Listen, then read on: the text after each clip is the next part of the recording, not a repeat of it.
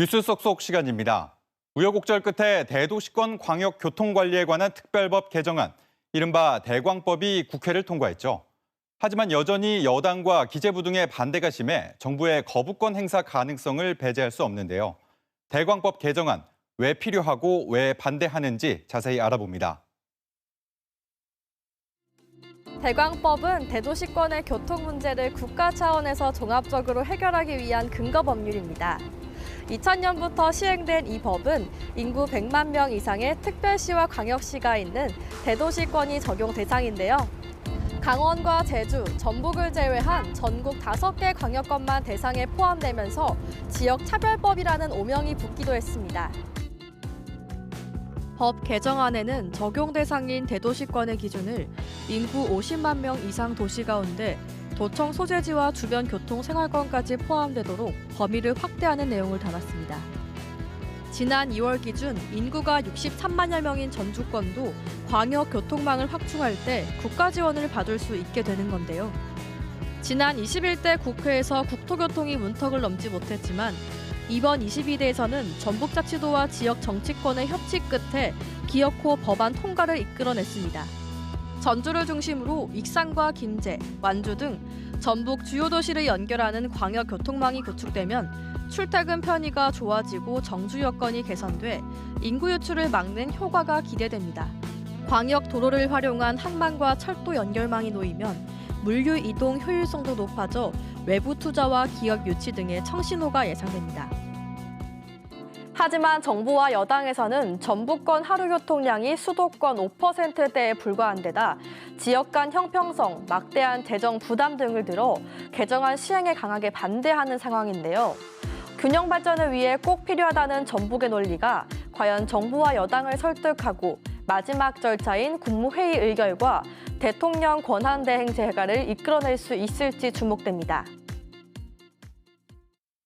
네, 이번에는 국회 국토교통위 소속 이춘석 의원, 화상으로 연결해 이야기 나눠보겠습니다. 의원님 안녕하십니까?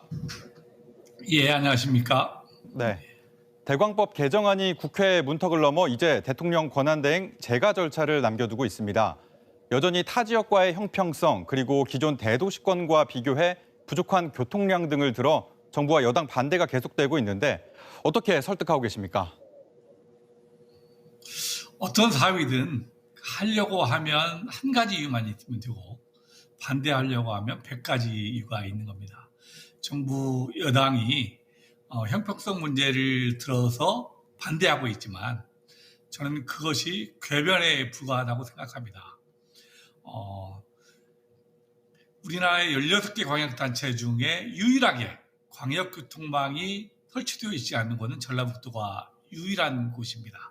그리고 지금까지 광역교통망 체계를 위해서 국비를 176조를 투입했는데 단 1원도 전라북도에는 투입된 바가 없습니다.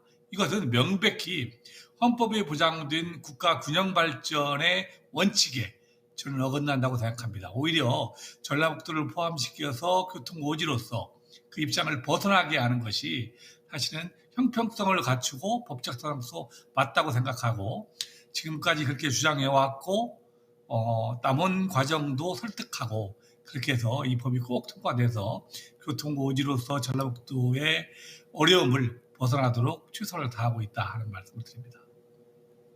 네, 그러면 한 권한대행이 만약에 거부권을 행사한다면 이후 상황도 대비를 해야 할 것 같은데요. 어떻습니까? 저는 현실적으로 거부권을 행사하기는 쉽지 않을 것이다 라고 생각합니다. 이번에 통과된 대광법에는 전주를 중심으로 한 50만 이상의 도청 소재지가 광역교통망 체계에 포함된 것도 포함되었지만 나머지 부분 6개 항목이 더 포함되어 있습니다. 정부가 추진하고자 하는 광역교통망 개정의 신들 등 정부가 추진하는 법도 통합해서 같이 올라가기 때문에 이걸 부분적으로 나눠서 거부할 수는 없기 때문에 전체적으로는 거부하기가 어렵다고 보고 만일 정치 논리, 특히 여당이 주장하는 다른 법과 연계 가능성 때문에 사실은 반대를 하고 있는데요. 그런 논리로 이걸 거부한다고 하면 사실은 이건 명백히 우리 전라북도를 차별하는 겁니다. 그러면 조기 대선이 열릴 텐데 그런 부분에 대해서 저희는 도민들한테 호소해서 우리 민주당이 집권당이 된다고 하면 다시 재추진하는 절차를 밟아서 이 법이 꼭 통과될 수 있도록 최선을 다하겠다는 말씀을 드립니다. 네, 조기 대선 이야기도 하지 않을 수 없겠죠. 앞서 얘기한 대광법을 비롯해 전북의 현안들이 아직 많지 않습니까? 대선 전국에서는 지역마다 현안의 대선 공약화를 위한 경쟁도 치열할 텐데요. 전북 정치권은 중앙정치권 변방이란 비판도 그간 받아왔었는데 이번 대선 때는 달라진 모습을 볼 수 있겠습니까? 대통령 공약에 항상 전라북도가 추진하고자 하는 내용들이 포함되어 있습니다.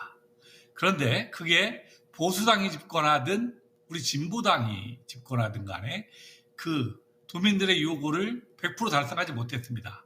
이것은 우리 전라북도의 정치권, 우리 국회의원을 포함해서 광역단체장, 지방자치단들이 더 치열하게 싸우고 더 치열하게 논리를 개발해야 하는데도 불구하고 그런 부분에 대해서 좀 부족함이 있었다는 것을 저는 인정합니다.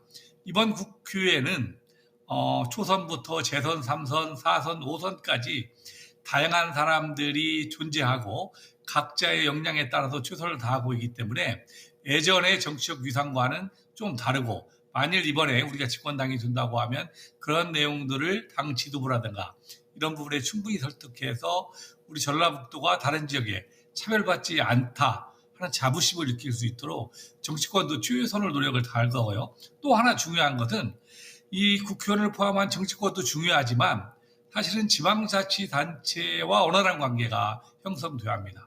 사업을 발굴하고 추진하고 하는 것들은 지방자치단체 장의 몫이기 때문에 이런 유기적 관계, 이 헌신적 노력 이런 것들이 같이 필요하지 않냐 하는 생각을 갖고 있습니다. 네, 또 심각한 게 12.3 비상계엄 이후 민생경제 상황입니다. 소상공인 비중이 큰 전북은 더욱 심각한데요. 민주당도 민생경제를 위한 고민들 많이 하고 있을 텐데 민생경제 회복을 위한 전북 정치권의 움직임은 뭐가 있습니까? 제가 두 가지만 말씀을 드리겠습니다. 윤석열 정부가 출범한 후에 국가 경제 성장률이 1% 미만이었습니다.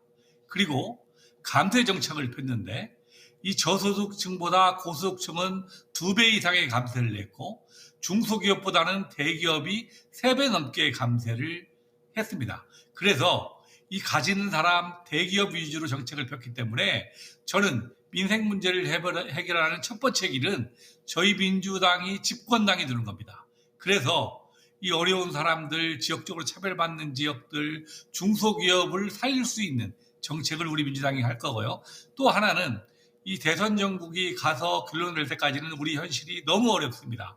그래서 이재명 당대표께서도 추가 경정 예산이 필요하다는 논리를 계속적으로 주장하고 있고 오늘 언론을 보니까 경제수장인 최상무 부총리도 대선 전이라도 이 추경을 편성하겠다 하는 이야기를 했습니다. 그래서 정말 지역적으로 해결할 문제, 산불의 예방 문제, 그리고 소상공인들이 어려움을 처한 문제 이런 것들을 종합적으로 하는 추경을 편성해서 먼저 어려움을 해소하고 저희 당이 집권당이 된다고 하면 더 긴 안목으로 이 소외되고 어려운 사람들을 돕는 정책의 예산의 편성이라든가 정책이라든가 법안을 만들어서 이 문제를 반드시 해결하도록 최선을 다하겠다 하는 말씀을 드립니다.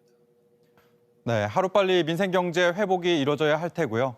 대광법 개정안 최종 공포 여부도 지켜보도록 하겠습니다. 여기까지 듣겠습니다. 고맙습니다. 예, 감사합니다.